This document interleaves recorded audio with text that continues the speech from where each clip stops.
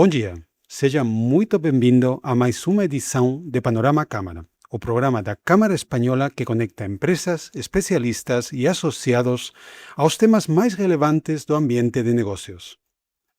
Antes de iniciar, gostaríamos de apresentar um pouco sobre a Câmara. Actuamos há mais de 7 décadas fortalecendo as relações empresariais entre Brasil e Espanha, promovendo networking, geração de oportunidades, conteúdo qualificado e diversos benefícios exclusivos para os nossos associados.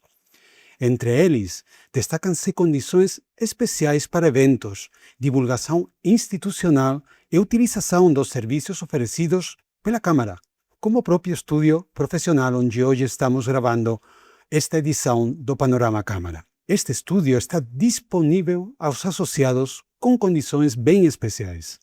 Entre em contato com nossa equipe para saber mais. Vamos começar a nossa conversa de hoje.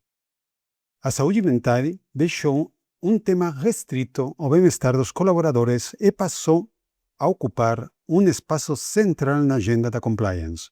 Gestão de pessoas e segurança do trabalho com a atualização da NR1. Para entender o que muda na prática e como as empresas podem se preparar, conversamos com Natália Pardo, sócia da Laves Coutinho e especialista em acidentes do trabalho e doenças profissionais. Seja muito bem-vinda, Natália. Muito obrigada, é um prazer estar aqui com você e ainda mais trazendo esse tema tão importante e tão relevante para as empresas no nosso cenário nacional. Muito obrigado, Natália. Bom, eu acho que para começar não sou melhor, porque provavelmente todos os nossos oyentes ouviram da famosa NR1, mas não sabem exatamente o que é. Então, eu agradeceria se você nos pode explicar o que exatamente mudou na RN1 e por que essa atualização tem gerado tanta atenção entre as empresas. Claro, vamos lá. A NR1, ela é uma norma regulamentadora do Ministério do Trabalho que vai falar como as empresas vão gerenciar os seus riscos ocupacionais, né? Num contexto geral aqui, ela traz diretrizes gerais para que as empresas sigam e tomem como conduta dentro do ambiente do trabalho, visando ali a proteção da saúde dos trabalhadores. A NR1 especificamente, ela trata de um documento que chama GRO, que é o Gerenciamento dos Riscos Ocupacionais. E o que deu tanta conversa recentemente foi uma alteração trazida nesse texto da norma que fala que as empresas precisam incluir no GRO os riscos psicossociais. Então, a empresa, a partir de então, tem o dever de mapear os riscos psicossociais que ocorrem dentro do ambiente do trabalho e implementar medidas para que esses riscos sejam atenuados e até extinguidos. Então, a grande mudança foi justamente a inclusão de uma parte do inciso para trazer a obrigatoriedade para as empresas no monitoramento dos riscos psicossociais dentro do ambiente de trabalho. Tá? Essa alteração normativa, ela se justifica em razão do aumento considerável de benefícios previdenciários concedidos pelo INSS em razão de transtornos mentais. Em 2025, nós tivemos o maior número de afastamentos por doenças mentais no contexto da Previdência Social no Brasil. São mais de 546 mil afastamentos só em 2025. É o maior número de toda a história da Previdência Nacional. E justamente essa mudança da NR1 vem no sentido de abranger essas mudanças que a sociedade, que o ambiente de trabalho está tendo, né? Então, foi uma preocupação do legislador em trazer ali essa alteração para a proteção dos trabalhadores dentro do contexto de trabalho, tá? É Perfeito. importante mencionar também que essa norma, ela passou recentemente por nós tivemos algumas atualizações no cenário da NRU. Em tese, ela entrou em vigor no dia 26 de maio de 2026. Então, o início ali da fiscalização, da punição, da obrigatoriedade de seguir a nova regulamentação trazida pela NR1 começou em 26 de maio de 2026. Ocorre que algumas entidades de classe, como por exemplo a Fiesc, elas foram atrás na justiça para buscar o adiamento, né, ou a suspensão dessa nova obrigatoriedade, por entender que essa norma ela traz alguns critérios de obrigatoriedade, mas ela não tem alguns conceitos tão definidos assim, né. Então, o que nós tivemos recentemente foi uma decisão do STF de suspensão dos efeitos dessas inclusões dentro da NR1 por 90 dias, até que se chegue num consenso, num acordo, né, entre essas entidades de classe, mas atualmente o que a gente tem dentro do cenário nacional é uma suspensão da punibilidade, né, das fiscalizações punitivas para o empregador, para que essa vigência seja iniciada. Então nós vamos precisar ter, uma resolução dessa questão junto ao STF, que hoje está suspensa, o que não significa que as empresas podem deixar esse assunto para depois. Por quê? Porque a empresa, ela continua tendo obrigações quanto à saúde e segurança do trabalho. Então as empresas elas precisam continuar fazendo, seus trabalhos no sentido de proteção dos trabalhadores, cumprindo as normas de saúde e segurança do trabalho. Então a suspensão da punibilidade desses trechos da NR1 não está ligada diretamente com a ausência de mapeamento de todos os riscos, né. A empresa tem que continuar olhando para esse assunto, deve continuar atenta ali aos riscos ocupacionais que os seus empregados estão expostos. Entendi. Então, é um período, como você falou, para que as empresas não achem que não têm que fazer nada, sino que elas se preparem melhor para poder atender aos requerimentos dessa nova lei, né? Perfeitamente. É um período que, apesar de estar suspenso, a empresa precisa continuar olhando para isso, porque, não só em razão, da NR1 trazer várias disposições relacionadas à saúde e segurança do trabalho, o próprio mapeamento dos riscos psicossociais também já havia sido previsto em outra NR, que é a NR17, que fala da ergonomia do trabalho, da forma com que o trabalho é executado, das condições, gerais do ambiente do trabalho, né. Então, é dever do empregador, né, e direito do trabalhador ali estar, tendo um trabalho, estar, dentro de um trabalho que seja seguro e saudável e ofereça ali os mínimos riscos para esse empregado no exercício da função dele. Perfeito, Natalia. Natalia, vamos a aproveitar ahora que você comentou este tema también, das empresas poder entender mellor, para baixar un pouco máis a la parte práctica. Você falou na súa resposta acerca dos riscos psicossociais. Eu gostaria de perguntar para você, na práctica, que são esos riscos psicossociais e también, precisamente para ayudar a las empresas, quais factores entran en esa categoría e como eles podem ser identificados no dia a dia no ambiente corporativo. Os riscos psicossociais são aqueles relacionados com a forma com que o trabalho é executado e a possibilidade de gerar um dano psíquico, no trabalhador, né. Então aqui a gente está falando de, por exemplo, metas, muito altas, inatingíveis, uma pressão além do normal para a execução das atividades.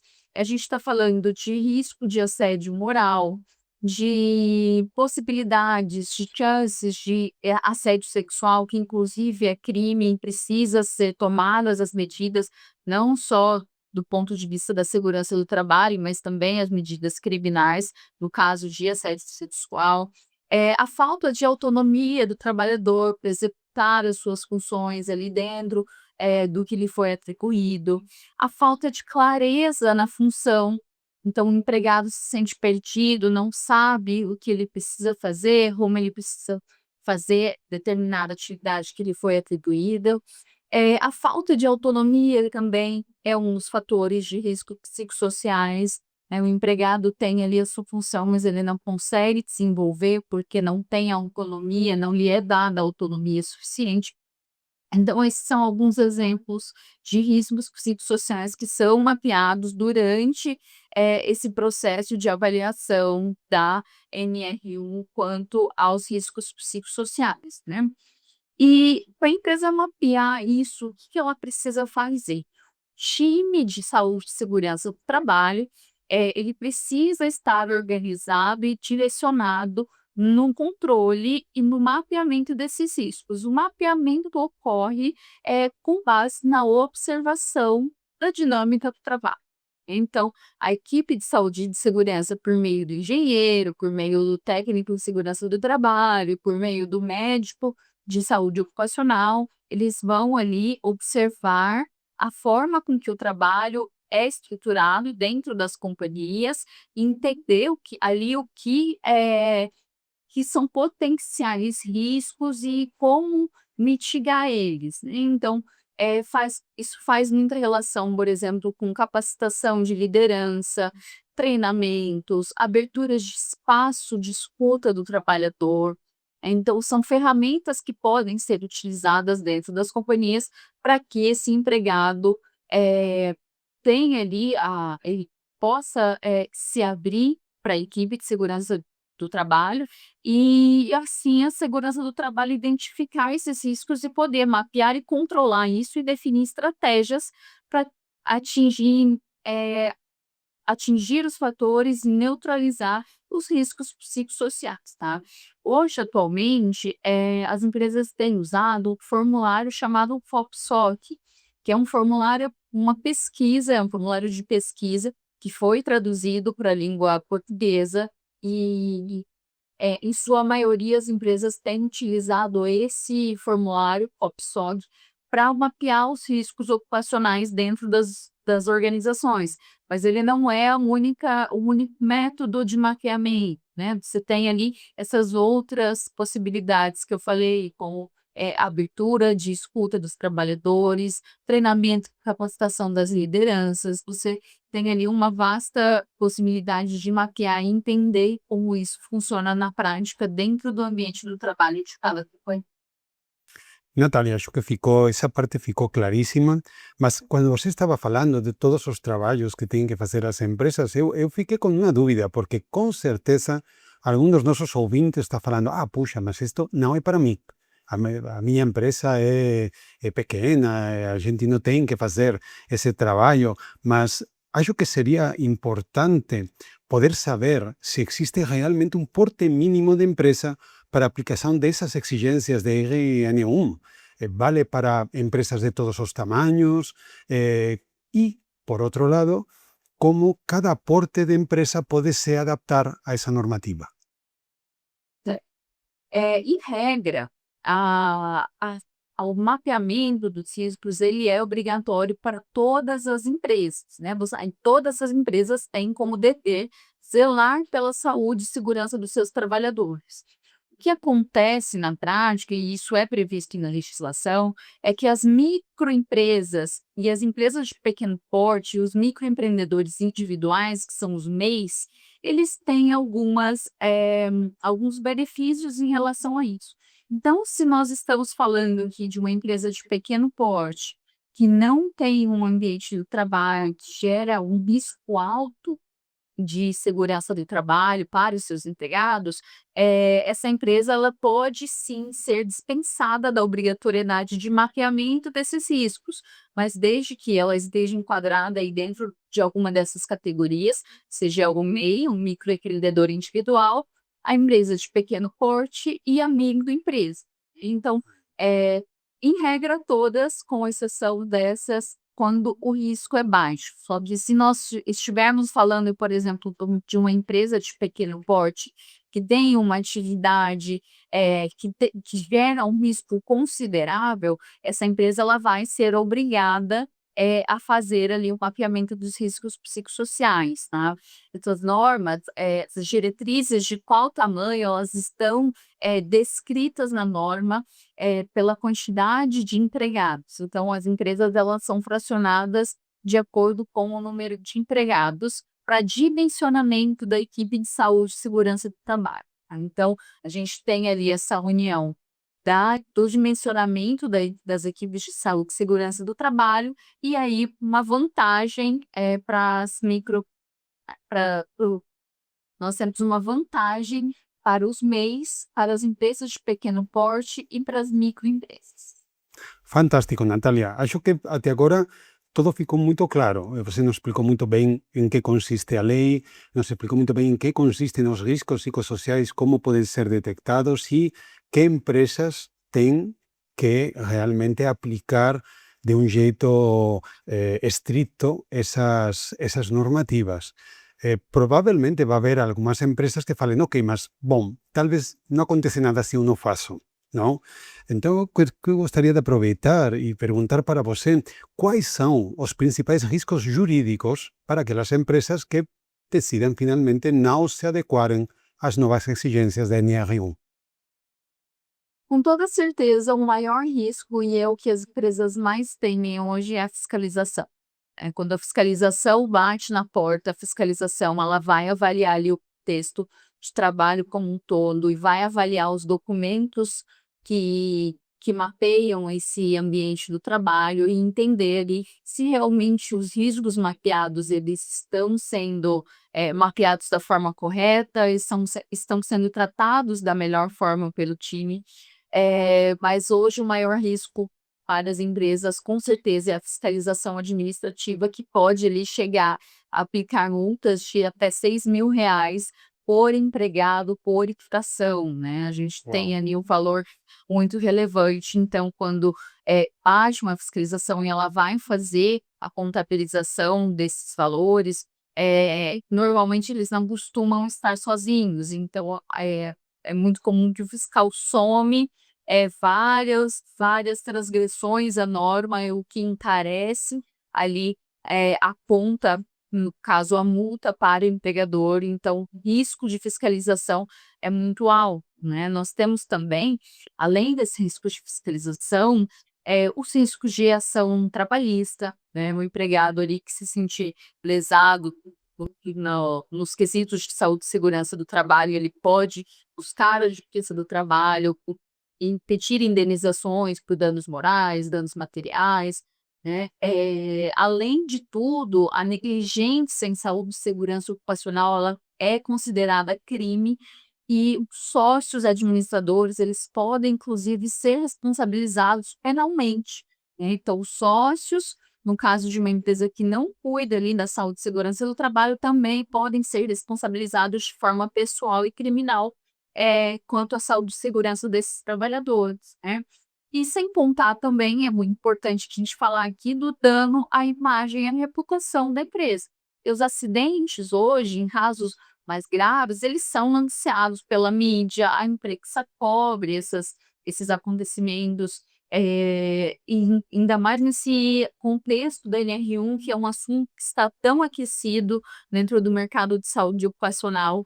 E o dano à imagem, às vezes, pode ser inclusive irreversível. Então, além das possibilidades jurídicas de multa, de fiscalizações, de ações trabalhistas, a gente tem ali a possibilidade de um dano à imagem da empresa, às vezes que pode ser inclusive irreparável. Natalia, interessantíssimo, porque para terminar, já eu queria fazer uma última pergunta para você. Com esta última resposta que você deu, fica muito claro que realmente esta lei vai ter um impacto bem importante nas empresas, vai ter um impacto profundo. Eh, uma das coisas que eu queria perguntar a você acredita que precisamente essa mudança regulatória vai transformar a cultura corporativa das empresas no Brasil? E não só isso, sino também se você pudesse nos falar que legado é aquele que ela pode deixar nas relações do trabalho no Brasil nos próximos anos.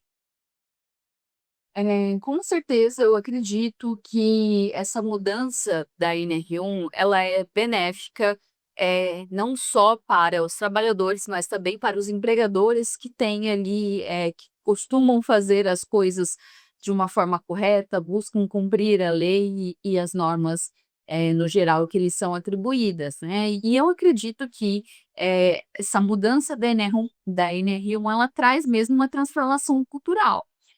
A saúde e segurança do trabalho no Brasil, ela sempre foi muito focada em acidentes físicos, né, então, em sinistros que ocorriam ali, empregados que sinistros físicos que acontecem durante ali a execução do trabalho. E pouco se falava sobre transtornos mentais, adoecimento mental. E trazer essa obrigatoriedade justamente alinhado com o fato da disparada de benefícios acidentais concedidos pelo INSS em razão de transtornos mentais é muito relevante. Por quê? Porque a legislação ela precisa acompanhar o que a sociedade tem vivido. E eu acredito sim, fortemente, que há uma transformação cultural trazida pela NR1 para que as empresas, se movimentem no sentido da proteção desse trabalhador e evitar o adoecimento, principalmente o adoecimento psíquico, no que tange ali aos riscos psicossociais e aos fatores de risco que esses empregados estão expostos, né. Então, também acredito que, essa mudança ela vai promover pode promover, lideranças mais conscientes, né. Então, o que se tratava anos atrás, hoje não é a mesma forma que se trata e a tendência é que com o passar dos anos esse assunto ele seja cada vez mais cuidado, então há uma necessidade das lideranças se atualizarem e também as equipes de RH, de saúde e segurança do trabalho estarem ali, todas direcionadas no sentido de proteção do trabalhador e também do cumprimento ali de todas as normas do saúde e segurança do trabalho em geral. Claramente este é un asunto serio, é un asunto que ten que ser moito ben considerado e moito ben aplicado pelas empresas e, gracias a Deus, as empresas poden contar con parceiros para ayudarles en este proceso, como é o caso da Laves Coutinho, e realmente navegar estas aguas até un lugar donde han beneficiado a la propia empresa e aos traballadores da empresa. Natalia, muito obrigado por trazer a súa experiencia profesional, o coñecimento seu e da Laves Coutinho conosco. Con certeza va a dar una mayor clareza y una mayor seguranza a quienes nos están ouvindo. E, bom, muito obrigado por estar conosco. Espero ver a você em breve. Eu que agradeço, muito obrigado pelo espaço, aproveito para cumprimentar todas as pessoas que estão nos assistindo e agradecer pelo tempo de vocês, e deixar um último recado final aqui, que essa transformação da NR1 ela pode sim ser benéfica para o empregador também.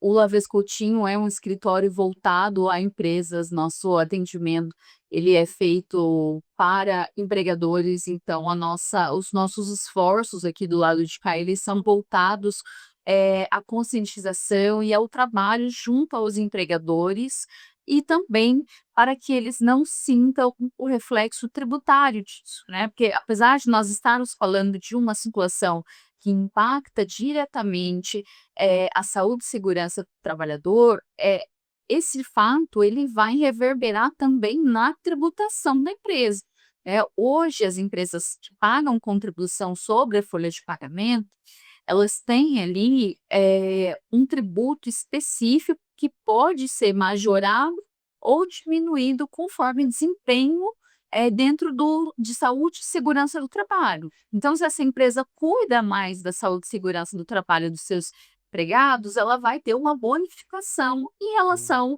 à sua tributação sobre a folha. Do mesmo modo, quando a gente olha para empresas que não cuidam desse tema, essa empresa pode ter um aumento na sua tributação. Então, esse tema ele é de importância significativa justamente pelo fato não só da gente estarmos falando aqui de proteção dos trabalhadores, mas principalmente pelo fato de que esse tema causa um impacto direto na tributação da empresa sobre a folha de pagamento. Então, é muito importante que os empregadores estejam atentos a essa mudança, estejam atualizados quanto ao que está acontecendo, porque são novidades atrás de novidades, constantemente o cenário muda, a gente tem decisões judiciais ali que a todo momento mudam o entendimento, o que pode estar válido, o que não pode estar válido. Então, é muito importante que as empresas estejam cientes de tudo isso que está acontecendo, e façam os seus esforços e direcionem os seus esforços no sentido de estar em conformidade para que, inclusive, a sua tributação de folha de pagamento seja ali beneficiada e não só vista como um cargo para a empresa, né? Um gasto, um passivo ali que a empresa precisa lidar. Com certeza, mais um motivo para ter bons parceiros como a Laves do lado para avisar destas coisas e dar essas dicas que podem ajudar não só a evitar riscos, sino também a ter benefícios. Muito obrigado, Natália. Abraço forte. Perfeito. Eu que agradeço, muito obrigada pelo espaço. Tchau, tchau. Chegamos ao fim de mais um episódio do Panorama Câmara. Obrigado pela sua companhia em mais uma edição. Continua acompanhando a Câmara Espanhola em nossos canais para ficar por dentro dos próximos episódios, eventos e iniciativas voltadas ao fortalecimento das relações empresariais entre Brasil e Espanha. Até a próxima.